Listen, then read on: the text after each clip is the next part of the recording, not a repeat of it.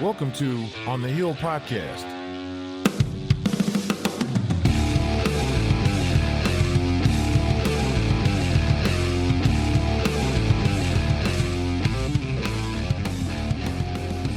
All right, man, we're back.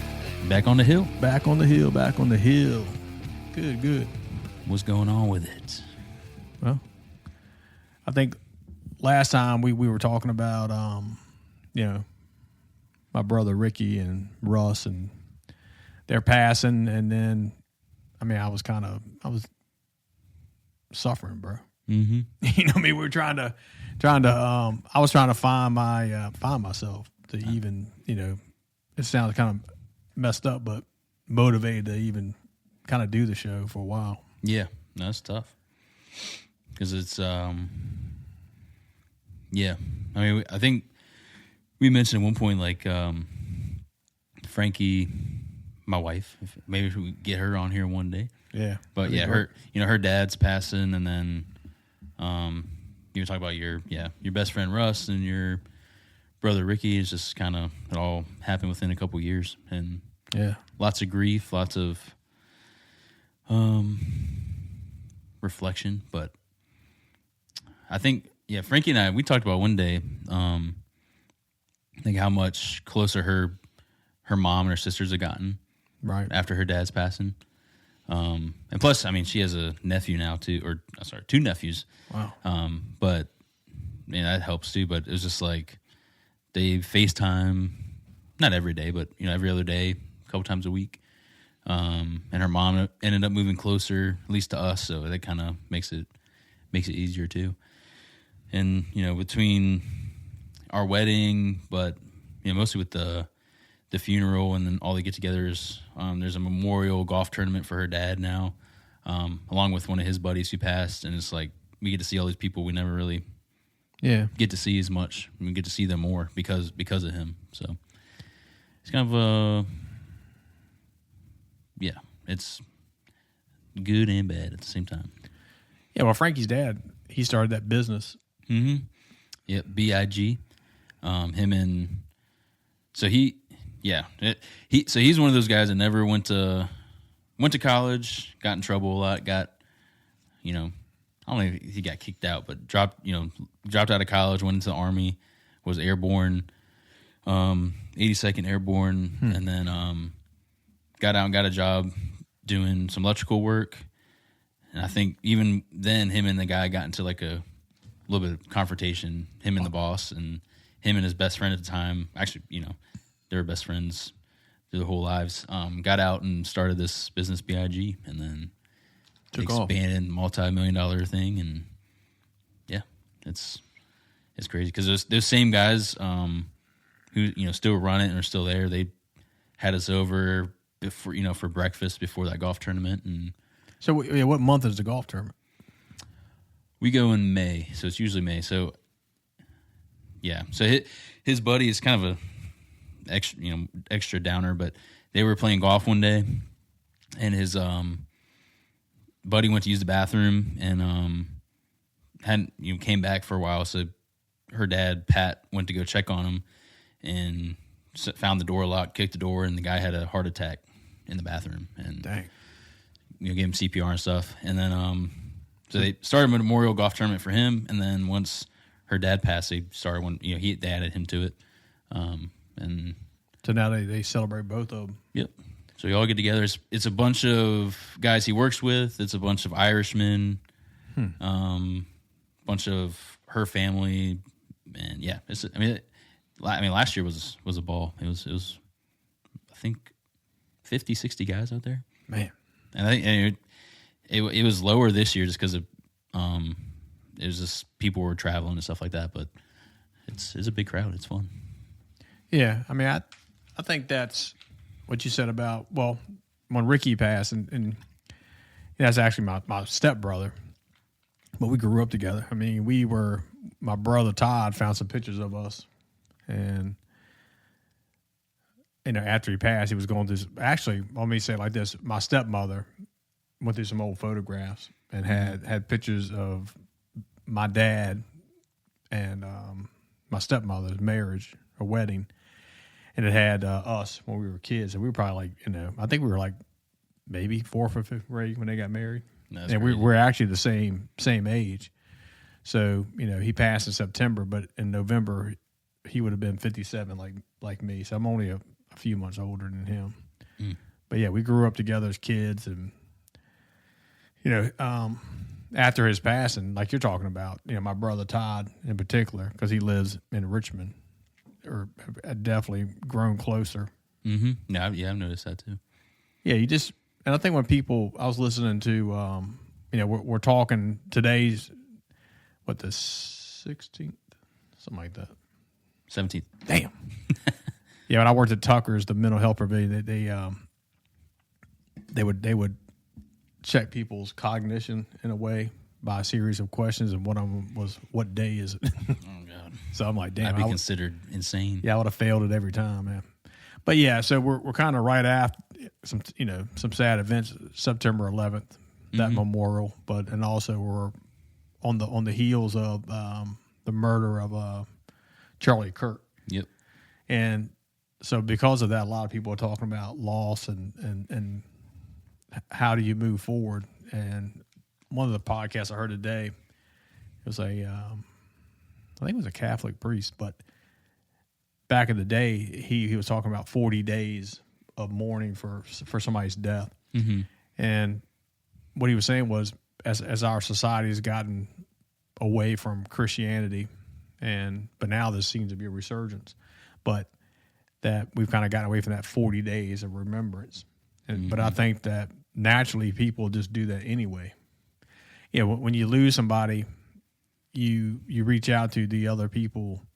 And something else you said was we push away the bad memories or bad feelings we might have had towards that person.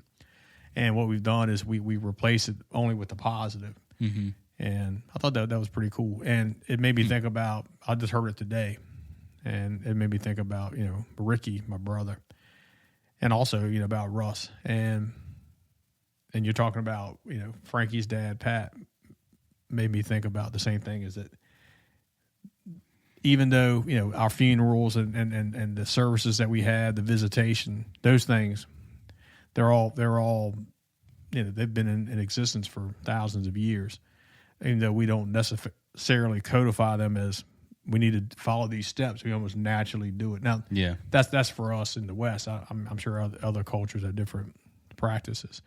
But anyway, But they all follow their same way of practice, the same way we do. pretty much, yeah. And each one's a little bit different. I know the Jewish tradition is a little bit different, and that has come up for people and have learned more about it with the hostage situation and how these families want their loved ones' bodies back, even though they may be deceased. And generally, I don't even want to delve. I mean, I don't want to say what it may be because I know it's not right, but I just know that naturally would. Not like a morbid conversation, but we follow these traditions, but I think that as a result of that, we keep people's memories alive, and that's how we do it. Mm-hmm. Well, it's almost like so who'd you say talked about that?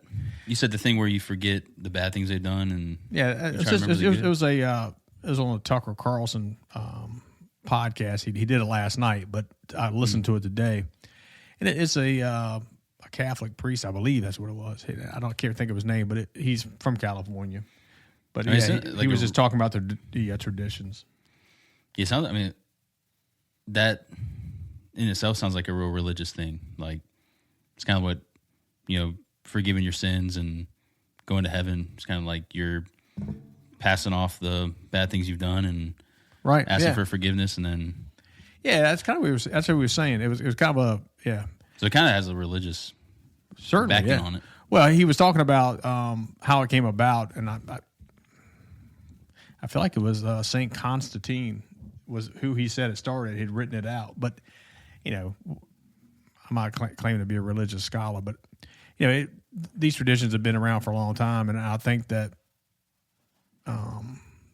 the further we get away from God or religion, the less we are in touch with our natural selves. And something else, so basically on September 10th, that guy Charlie Kirk got shot at a college campus in Utah, and they caught the suspect and all that. But something that somebody said today also in the same tribute that Tucker Carlson had done was there was a guy on there. Like I said, I should have looked their names up, but it really doesn't matter. If somebody's interested, they can just go back and watch it. Yeah. But what he said was, and these guys are both older. They're at least in their late 50s, and this other guy was in his 60s. He was saying that he had never seen this before, where he witnessed this himself. Was because there have been very historical figures who have been assassinated. And then their as a result of their assassinations, their legacies have they're almost martyred, and they almost it almost catapults them. I'm not saying it was good that it happened, but to a different standing among people. But what he was trying to say was he felt like when Charlie Kirk got murdered, that it's almost like his energy went into other people. He says not something he never even. Nobody told this to him. He just witnessed it himself. Yeah. And because, honestly, I know who Charlie Kirk is, and I've listened to him on different podcasts, but I didn't necessarily watch all his things on YouTube where he would open dialogue with his thing. I'll come to a college campus. Yep. I'll debate people. I will treat them with respect. And, and in the process, and if you listen to it, he says a lot of positive things to people. Of course, some of the things he says people may not agree with. But I think his biggest push was, let's have open dialogue. Yep. And let's accept each other. And it's almost like it's, like you said, like it's, pushed him higher up in people's, it's what everyone's talking about right now. But you see on Facebook and social media, like the people who are, who don't have those beliefs and not good people, in my opinion, putting bad things about it and celebrating his death. It's like those open dialogues are happening right there almost naturally because of his death. So he's true. He's making it where, before it was a real push against, right and left, and everyone, as soon as you got into a debate on Facebook or on Twitter or whatever, it was just very one-sided on each side. And it was just, well, you're racist, you're right, you're left. Yeah. And now it's like, someone says something super negative, because I don't think anyone should celebrate anybody's death. Yeah, I agree. And it's kind of black and white, and when you look at those comments and stuff, and it opens up a whole nother dialogue, and I think people are more comfortable expressing their beliefs and feelings about it, because I don't know if it's something because he did it, or if it was just. Well, I think it's a couple of things, and I'm glad you said it and you thought about it, because the way you said that made me think about. I hadn't thought about what you had just said. I hadn't thought about until you said that. I was like, damn, wait a minute. Yeah, it's like this whole thing about we're on the right, we're on the left. Most people aren't on the extremes either way. Most people, like everybody in our family, for the most part, are right in the middle. And it's not much variance between the two. We just allow these other people to draw us into these arguments. But one thing we can all agree upon is somebody getting murdered, and particularly in front of their wife. I think his wife was there, and his two children, because they probably didn't know what was happening. They're like 3 and 5 or something. But beyond all that, how about all the thousands of people that were around? Yeah, college kids. Just people there to see the event that maybe you and I could have gone to see it. Yep. We went and saw Jordan Peterson. So you had all these different people there, innocent people there, that knew what the event was about.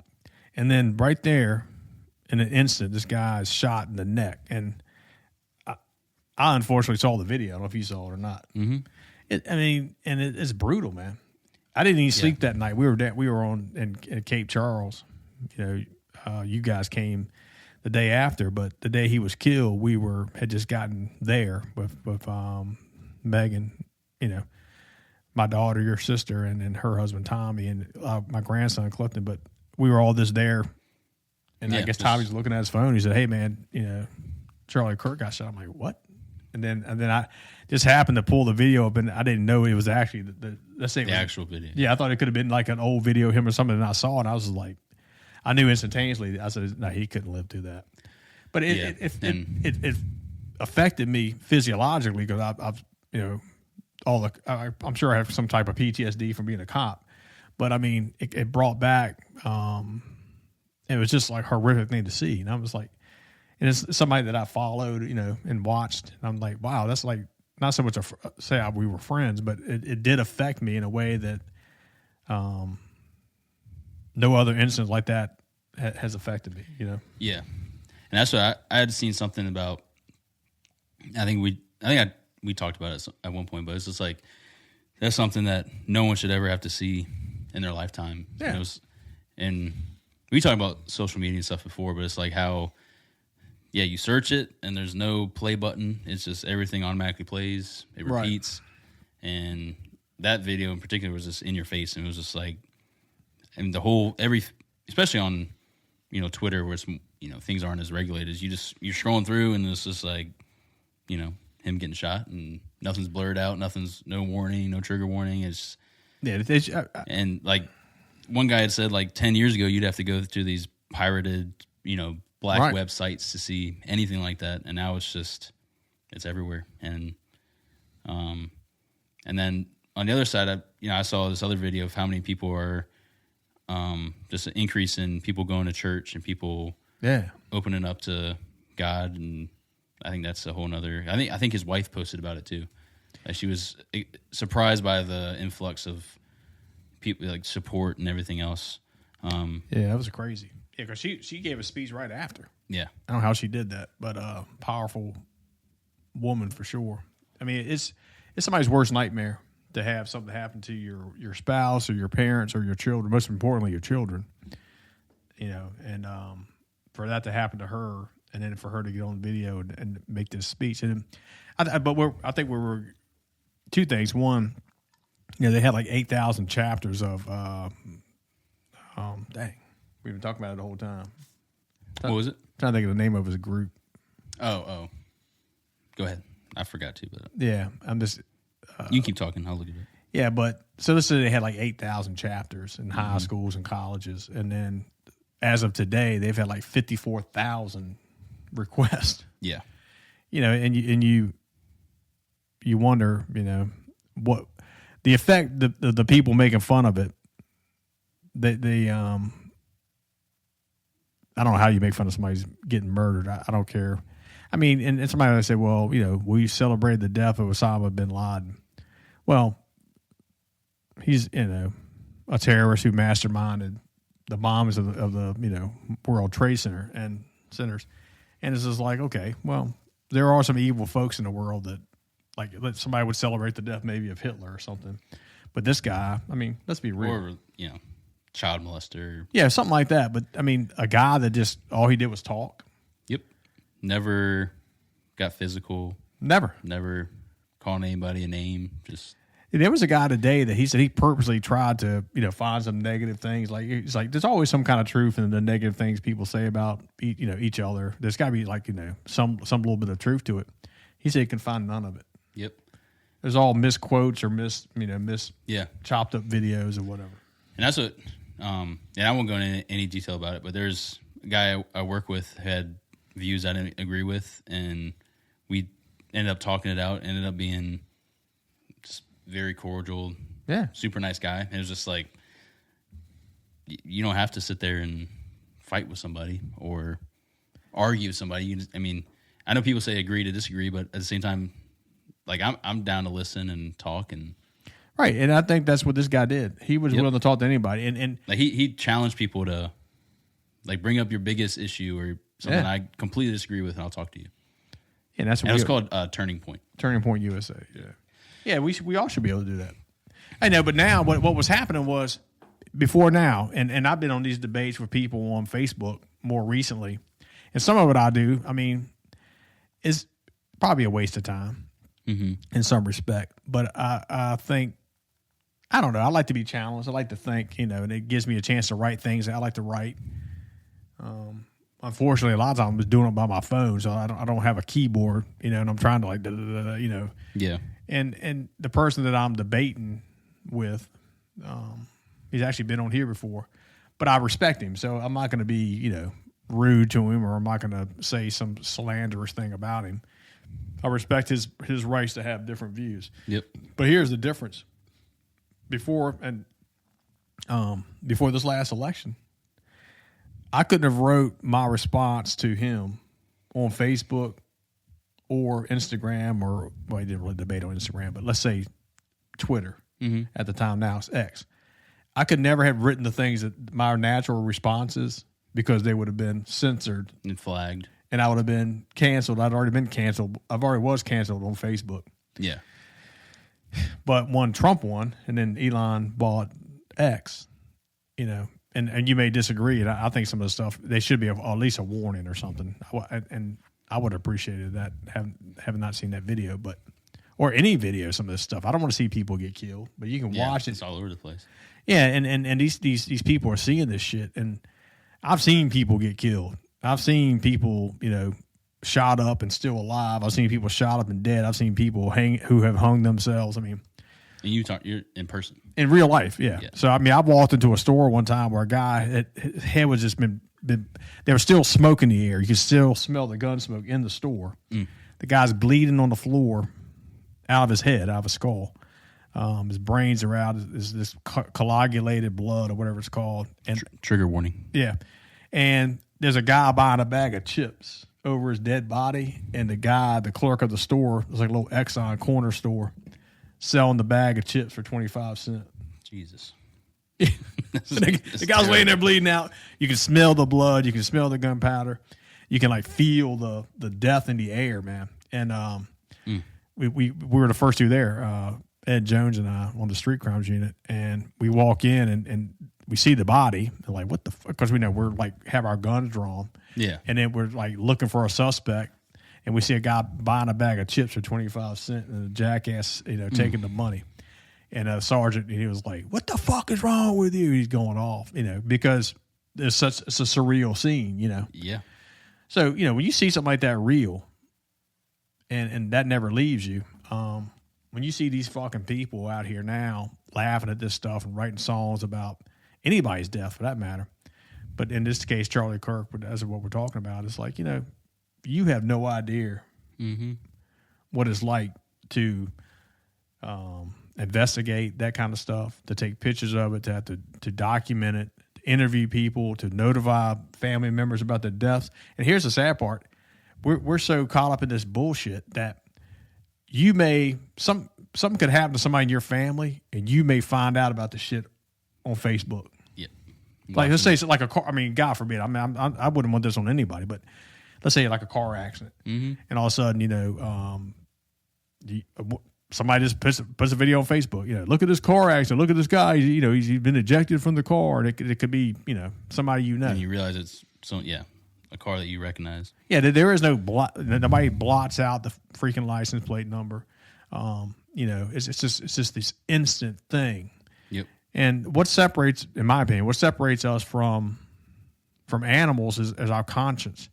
And we should be consciously aware that on the other side of this video that I'm filming or presenting or whatever, that there's somebody who cares about this person, a loved one or a family member or whatever. Yeah.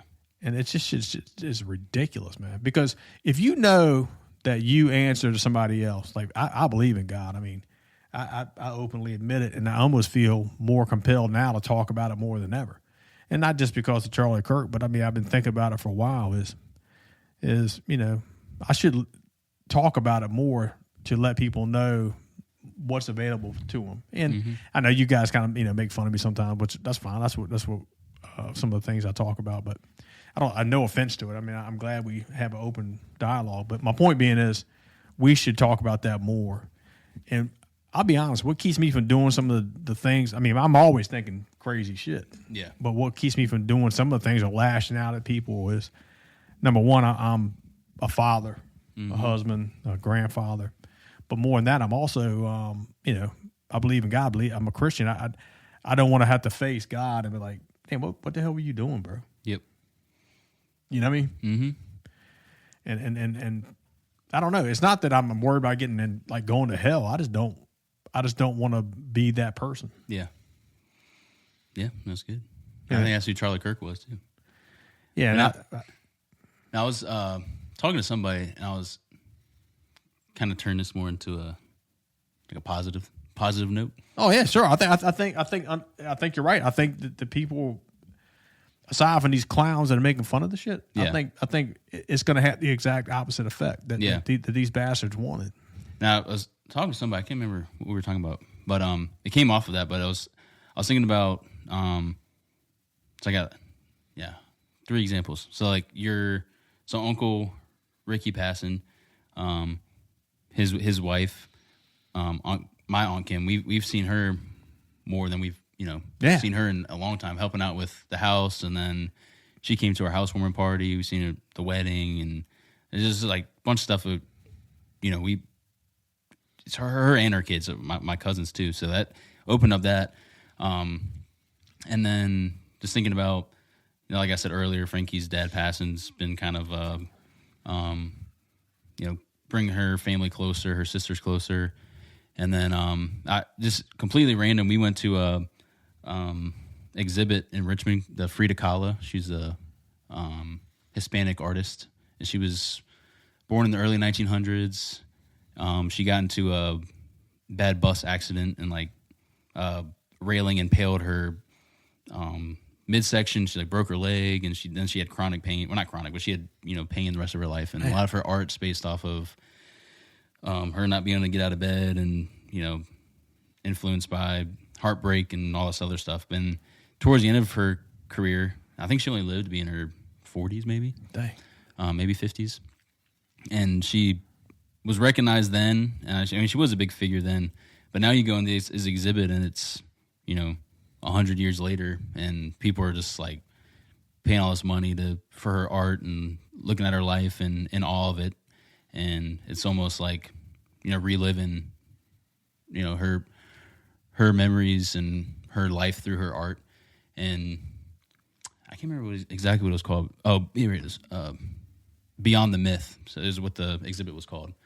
But I was thinking about between that and now Charlie Kirk, and how it's kind of the topic of conversation, and people are, reaching out and becoming believers in God and being more open with conversations. It's kind of this twist on death, and how it's, kind of opening up a new life to it.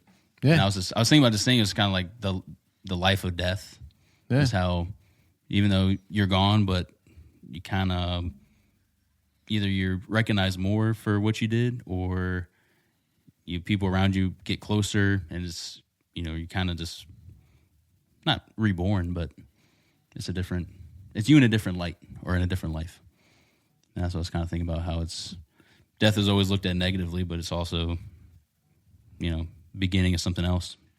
Yeah, you said that last part. You're like a little kid. The life of death. The life of death. Man, I don't know if someone's ever said that, but I thought like about that it. the other day, and I was like, that. the life of death. I mean, if nobody's ever said it, then but we're certainly aware of it. Mm-hmm. Yeah, I think that I like that, the life of death, because, well, first of all, that's the hard part. Is we all know we're going to die. Yep.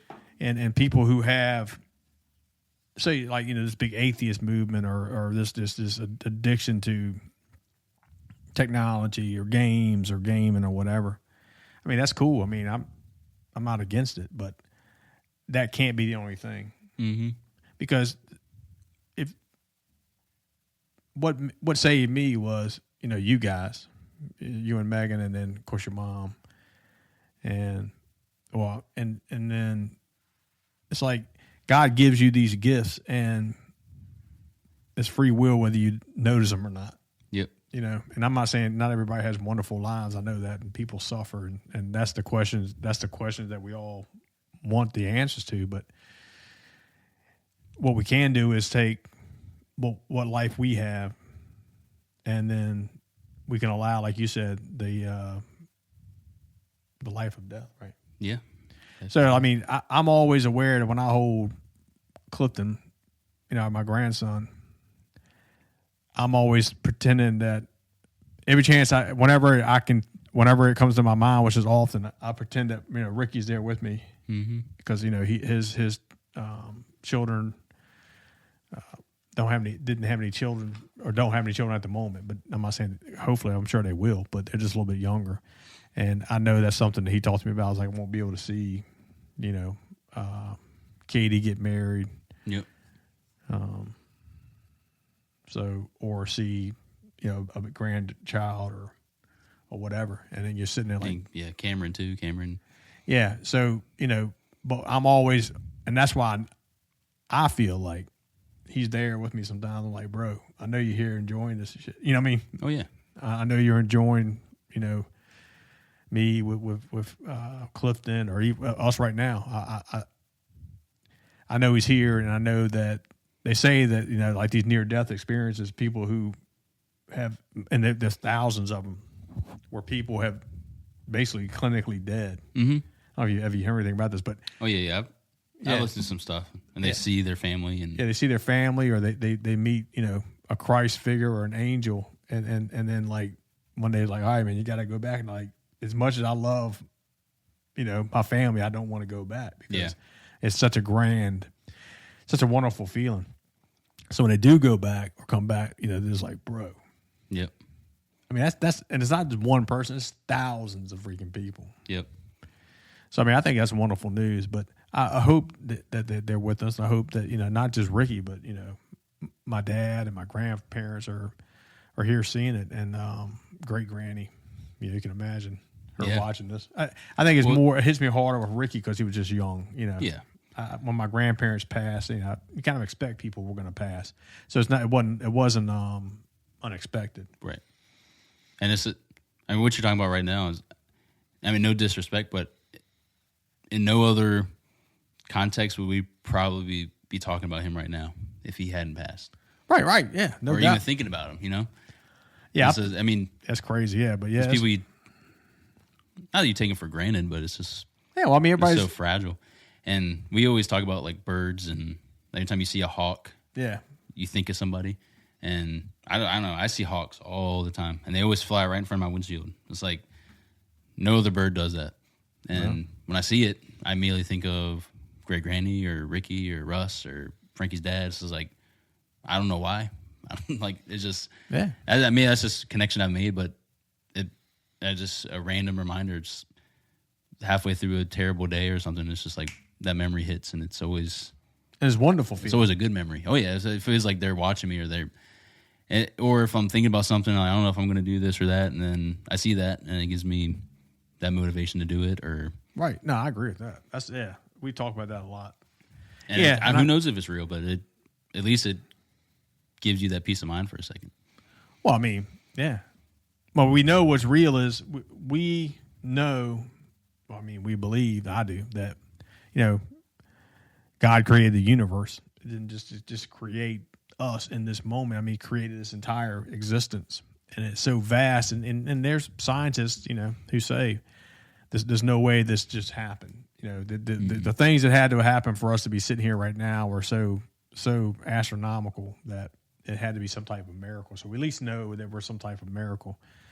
And then we're Christians believe that we were created in the image of God as man and women, and that alone is a miracle. Yeah.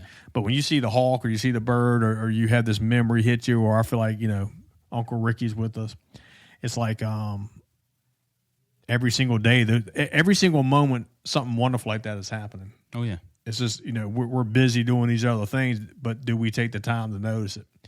And when I became sober, when I knew, I was like, damn, I think I'm actually going to be able to pull this off. It was like a year into it when I stepped outside the house next door, the front porch there, and a breeze hit me. Mm-hmm.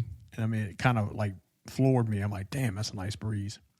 But what the realization was, that breeze is always blowing. Yep. Not always, but for the most part, there's some kind of breeze. Yep. And I had just never noticed the breeze. I was like, damn. It's the life of death, the death of your addiction. Yeah. And you're sitting here, and I was just like, wow. God has always had that breeze blowing, but I had, for the last, I know have noticed beautiful things before, but it hit me in a way that, like, he was saying to me, "Yo, bro, I've always been here." Mm-hmm. You know, I tell people that shit too. Like, I've dealt with a lot of people with depression, and I have made some contact recently with some folks that haven't necessarily seen in person for a while, and that's the message: is, look, dude, in your darkest days, the light is always shining, even on our planet. If it's dark, guess what? On the other side of the earth, the freaking light's shining, bro. You know, so we always think we've lost hope. You know, and that's the other thing about, you know, with this death of Charlie Kirk. So think about this. This guy, what's happening now on the internet is with these damn debates is people are like, well, you know, how come, you know, he got more attention because he's a white male and he's a conservative? It's like, first of all, and they're trying to compare it to some recent things I think happened in Minnesota. I think a couple of state, and these are terrible murders. Like a local representatives on their state legislature were murdered. I think it was a guy that, you know, he said he was a Trump supporter. All that shit is irrelevant. But Charlie Kirk is noticed because one thing is you can't create the amount of attention he had for people, particularly after his death. Mm-hmm. I don't give a shit how much you advertise something. These things just don't happen like this. Mm-mm. I mean, you could throw millions and millions of dollars at something, hundreds of millions of dollars. And like, man, we want these people to really love Charlie Kirk. It's like some of the people that responded to it didn't even really know who he was. Mm-mm. I mean, they've heard of him, but now they're just like, you know, wait a minute. For whatever reason, they're drawn to it.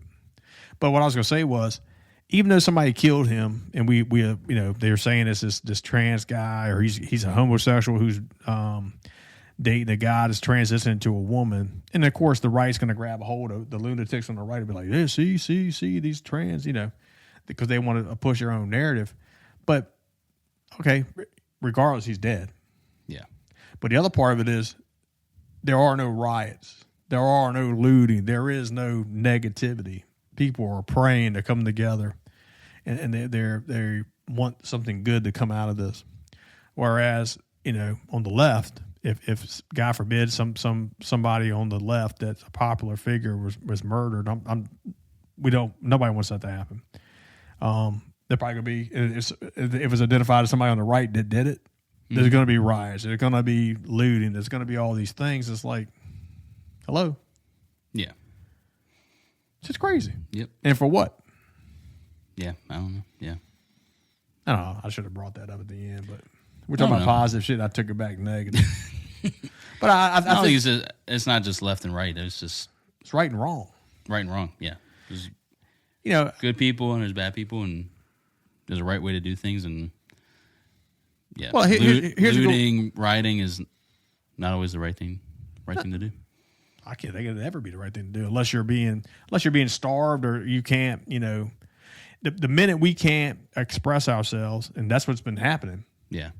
We haven't been allowed to say, you know, whatever it is. I mean, I think the start of this country was fuck yeah, not a riot, but it was people disagreeing with where they came from, and right. And that's, so, I mean, it's got to start somewhere, but there's a right time and a wrong time to do it. Yeah, there are times to fight. Yeah. I mean, if you're going to stand back and let somebody say you can't speak what you think, and as long as you're not, you know, trying to start a riot or, you know, get somebody hurt or killed, you should be able to say whatever you think. Mm-hmm. You know, and that's what it's all about. It's not protecting the speech of people you like and the speech you like. It's protecting the speech of everybody. So then somebody would say, well, how come you're talking bad about the people making fun of Charlie Kirk's death? It's like, wait a minute. That's crosses the line. Yeah. I don't celebrate the death of anybody. And recently, you know, they were talking about the most, let's say Osama bin Laden. When he got assassinated, people were happy. It's like, okay, well, because he killed thousands of Americans or oversaw it.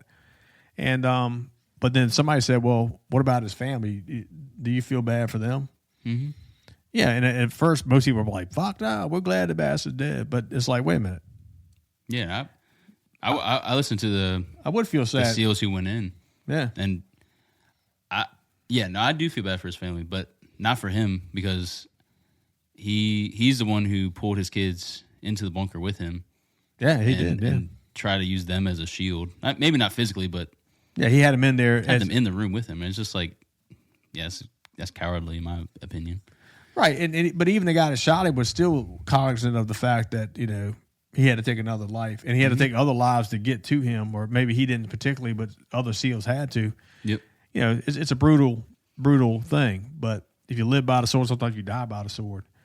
But just somebody who preaches peace, it's like, let's just use like Mahatma Gandhi, or let's use, John F. Kennedy or Robert Kennedy or Martin Luther King. All these guys promoted peace, and they were murdered for it. And that's why that's why we're still saying their names, because what they represented should be respected. Yeah. And I don't care who the hell you are. If you can't respect somebody who promotes peace, you can forget it. And let's just say this: the person who promoted imagine this, and then we can move on to something else or wrap it up. But imagine promoting a God. First of all, like Christianity is all about forgiveness, right? Mm-hmm. And you go to God through Christ. So if you think about Christ on earth, he was basically killed by his own people. He was Jewish, and he was basically like blasphemy, where he made fun of the pharaohs and all these things, or the head priest, and he didn't break any laws necessarily. He didn't break any laws. He didn't hurt anybody. Didn't do anything. In fact, he performed miracles. But here's the point: he was charged with a crime he didn't commit. He was convicted of a crime he didn't commit. He was sentenced to death for no crime. And even in those moments, his friends who had stood with him, the disciples, were so terrified of that happening to them, they actually denied him. Yep. And denied knowing him. So now here is God being murdered by man. The people he trusted, and not his mom or anything, but turned their back on him. Now he's going on. First, he's going to be tortured. Then he's going to be ridiculed. And then he's going to be hung on a cross with the most torturous way to die. And then instead of just demolishing everybody there, he took the fucking shit and died for our sins. Yep. And then these people, the 12 disciples, all died as a result of their belief in Christ, because he rose again. They saw him. And then they went up the rest of their lives promoting these, Christianity. But my point being is, if you were going to make a God that you wanted people to be terrified of and, be, oh, wow, that's God, and fear, let's say, that would not be the story you would tell people. Mm-mm. You see my point? Yep, that's true. Because even on the cross, he had the two people next to him on the cross. The one's like, okay, God, save us. Essentially, I'm paraphrasing. I'm not trying to quote scripture, and then but the other, I think, robber or murderer next to him was like, I believe you're the Christ, and he said, I'll see you in heaven. Mm-hmm. And then I've heard that he was the first person that was, a saint. I can't think of the guy's name, but the thief on the cross. Yeah, that's some deep shit, bro. Oh yeah. So that's where it's like, it's possible for everybody. And what a wonderful thing to think about, man. It's crazy. Like, you bought me those books of, I can't think of the cat's name, bro. The Duck Dynasty, man. Oh, yeah. He passed away this year, too, man. Yep. Yeah, he had a bunch of books out. Yeah. It's crazy. I was looking, right in the same story. It was like 4 or 5 of them he had. Yeah. Damn. Well, the son's Willie, but is that the dad? Damn, what's wrong with me, man? I know the uncle is Cy. Uncle Cy. And then, that's a crazy show. Damn, I can't remember the dad's name either. Damn. Anyway, I'm like you. Well, first of all, we're doing this. We've already both been at work like over 10 hours a day. And we just came in and said, hey, let's just knock this thing down. Let's do the pad. Phil, you said it as soon as I pulled it up. Yeah, so Phil Robertson. You listen to 79. Yeah, man. You think about somebody like Phil, and if you watch him, pull him up and talking about Christ, man, I've so many things he has said, and just the way he said it was like it hits you, man. Mm-hmm. And that's kind of like this guy Charlie Kirk was. I'm not saying he's Phil or it's different things, but I mean, he had the ability to talk to anybody in any circumstance, and he welcomed anybody in any circumstance, honestly. But yeah. I was looking at all his books. He got a bunch of them. Unfiltered Jesus Politics. Yeah. I could be wrong, but I doubt it. The Theft of America's Soul. And then Happy. Happy. It's crazy, man. You need to grow the Phil Robertson beard. I'm trying, bro, but it's just taking forever. I can't grow it, man. It's getting big. I guess it's getting longer. No, it's having to get longer. Yeah, I saw some guys. I can't do it. My hair doesn't grow on my cheeks like that. I saw my boy Michael Darden. When I worked at the academy, I saw him, I think yesterday or the day before in Prince George at one of the sheets. I just happened to stop there. Mm-hmm. He was in there for lunch grabbing some shit. But anyway, he didn't even recognize me at first. Really? I said, "Hey, man, what's up?" He's like, "The hell?" I go, "Damn, bro. Didn't recognize with that beard, man." That looks good. Yeah. Especially when you're in that propane truck. Propane, with the hat on. Damn right. Pumping that It's like pain. his man knows his gas, bro. Hey, well, I mean, that's the other thing. You're talking about, Frankie's dad starting that business as an electrician. I mean, we're seeing that now. These trades are going through the roof. Mm-hmm. Yeah, I'm training and- a bunch of kids in my company who, I mean, high schools have been doing it forever, but it seems to be a bigger push now. We go in and do these, I guess, like meet and greets and fairs, job fairs. And they will come in junior year taking classes and say they will go to like 6 different tables, and the kids have the choice; they get to pick. Yeah. Not only do they get to interview at 16 or 17 years old, but then they get to choose, what company they want to go with, and then we got 2 of them now who seniors in high school. They go to school one day and then they work full time. Yeah. Every other day, and they get paid for it. Wow. And then as soon as they graduate, it's, I mean, more than guaranteed, and they're going straight into a van and they'll be full time. Yeah. I mean, already know the trade, already know what they're doing, and it's awesome. I think. Yeah.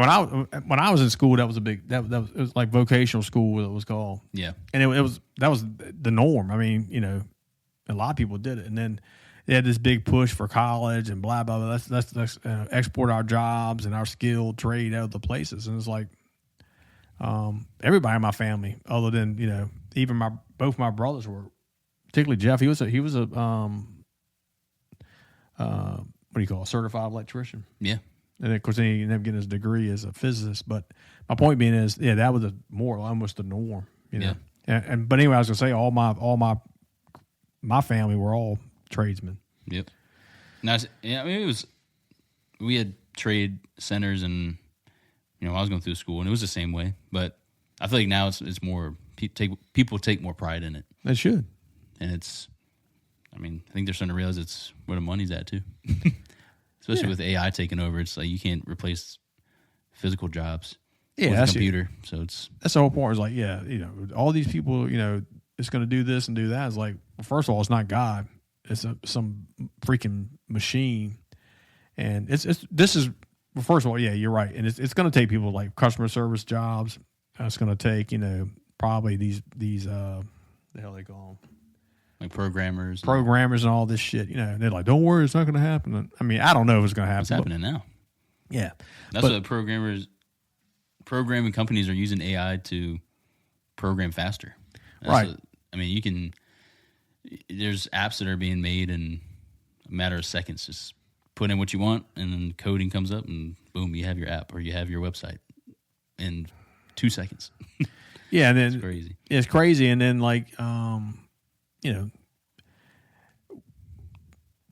these people, begin to worship this thing like, well, man, Grok said this, or Chat G, whatever hell it says, they're asking, is there a God? Is there this and that? I mean, I'm not saying it doesn't have an application, but it's not going to hammer a nail.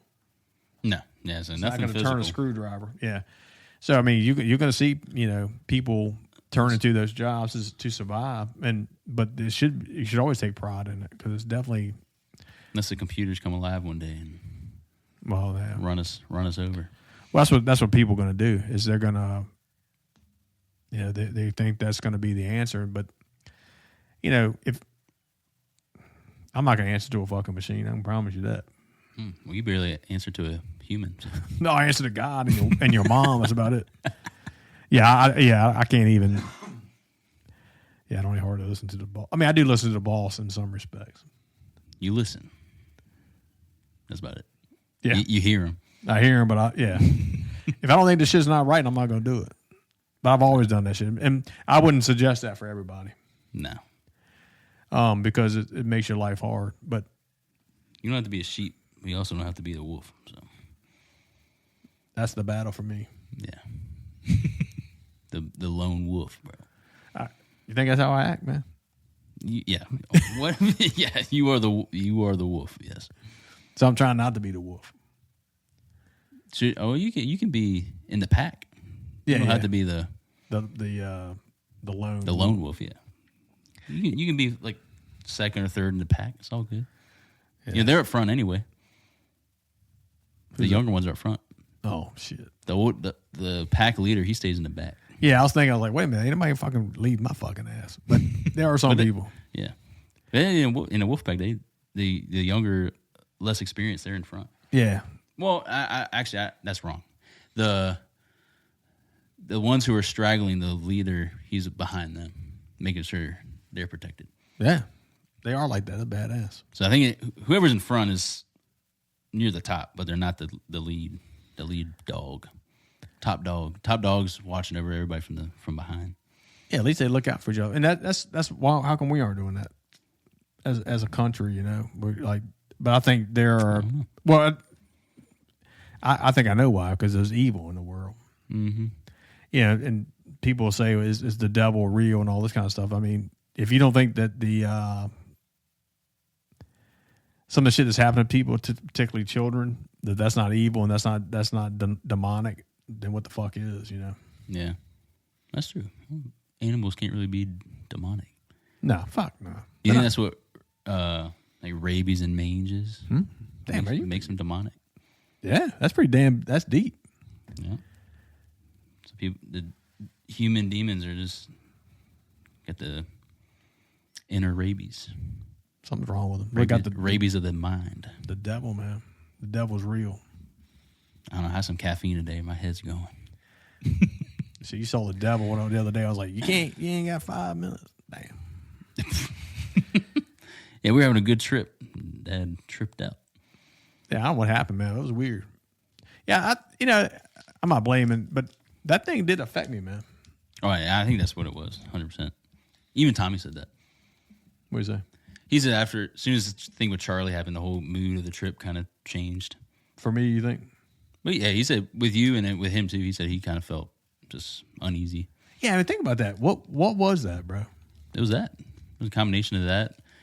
But no one knows what we're talking about. We did a trip to Cape Charles with the family, and one morning we went to the beach, and Dad was like, he was just like, where y'all going? Y'all didn't tell us what you were doing.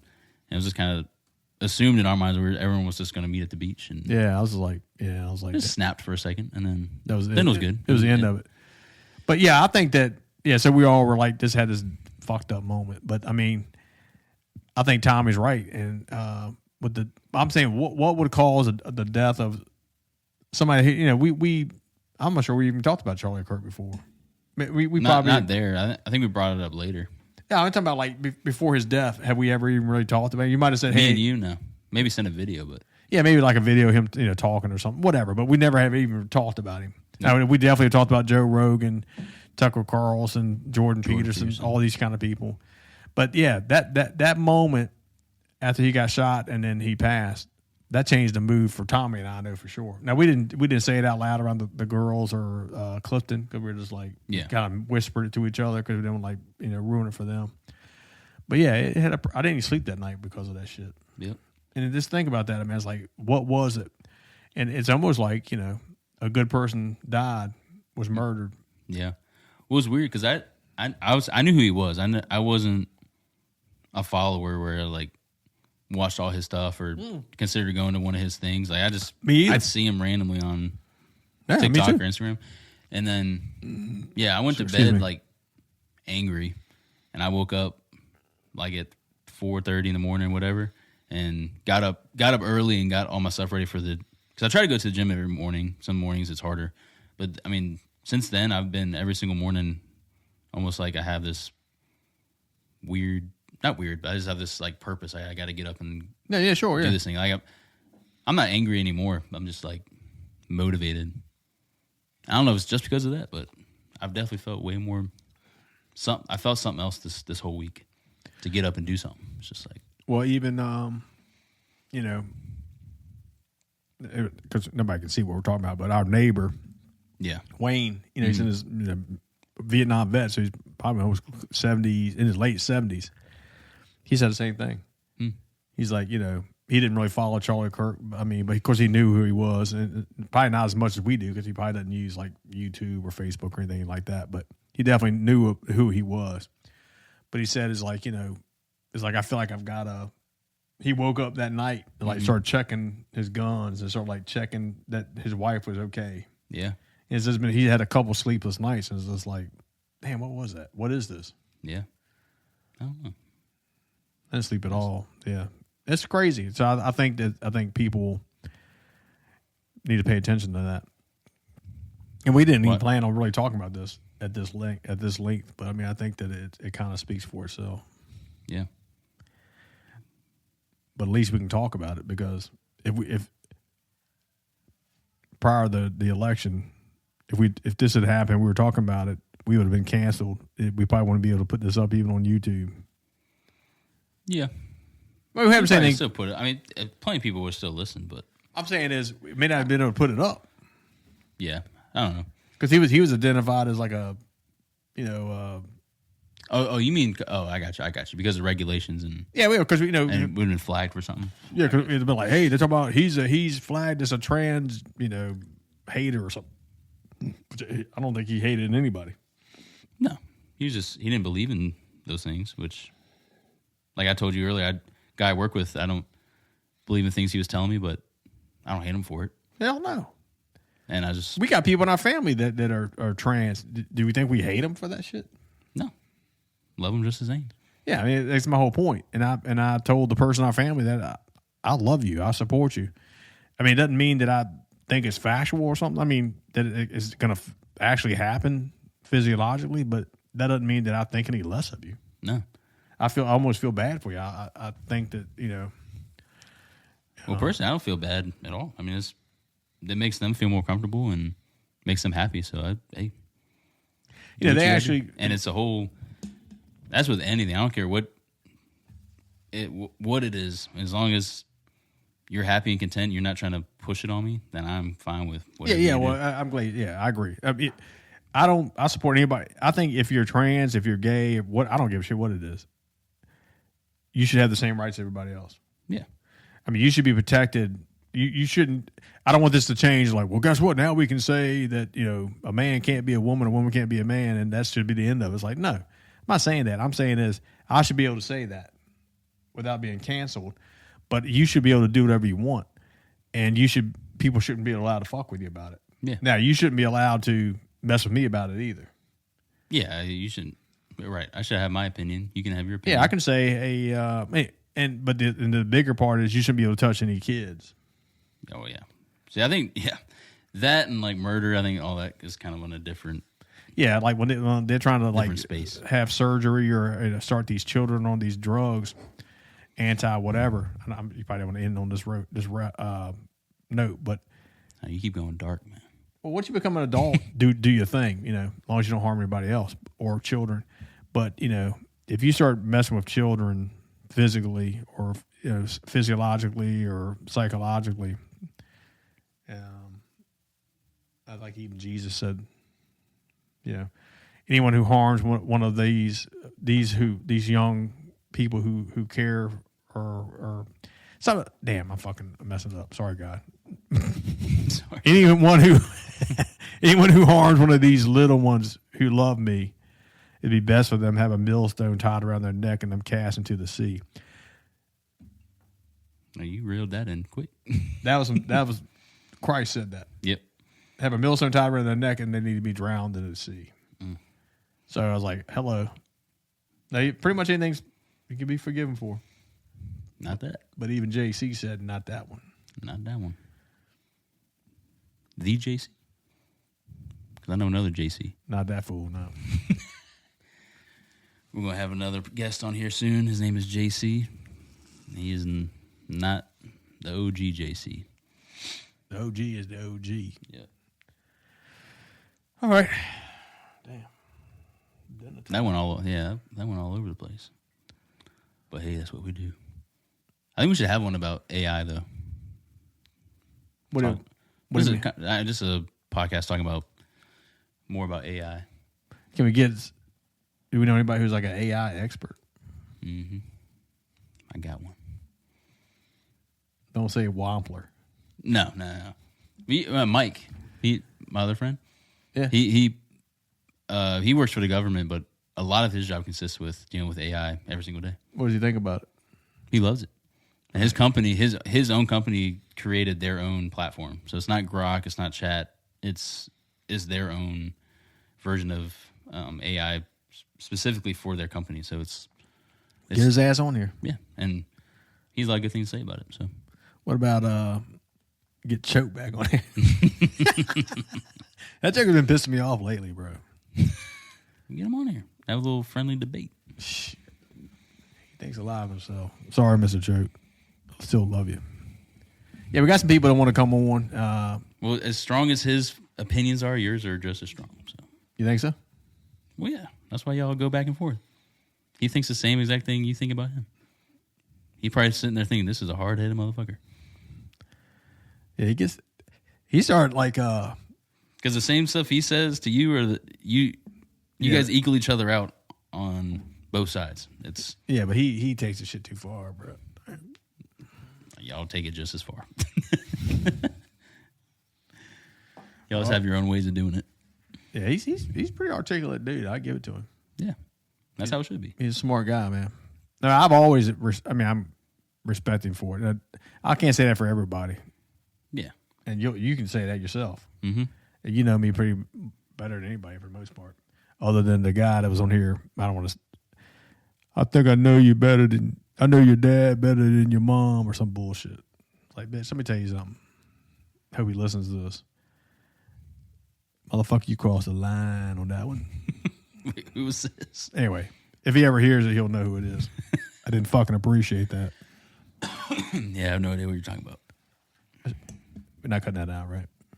No, but you can tell me after because I'm not sure what you're talking about. Yeah, I don't want to say because Yeah, you don't have to say it. he's. People at home are confused right now. Yeah, don't talk shit about somebody, man, in front of their children. Yeah, don't do that. Yeah, come on, dog. Whatever that was about, that's a good way to get got. In a funny way, right? Yep. All jokes. Well, thank you guys for joining us. Next week, we're going to have a guest on the show. So it won't just be the two hooligans. Somebody's here right here now. Yep, it's a ghost. But feel free to drop any ideas or topics in the comments, and anything we can work on is appreciated. You can listen to us on Spotify, Apple Podcasts, anywhere you listen to your podcast, and watch us on YouTube and see our beautiful faces, the luscious beard and the mustache. And hey, we'll see you guys next time. Peace.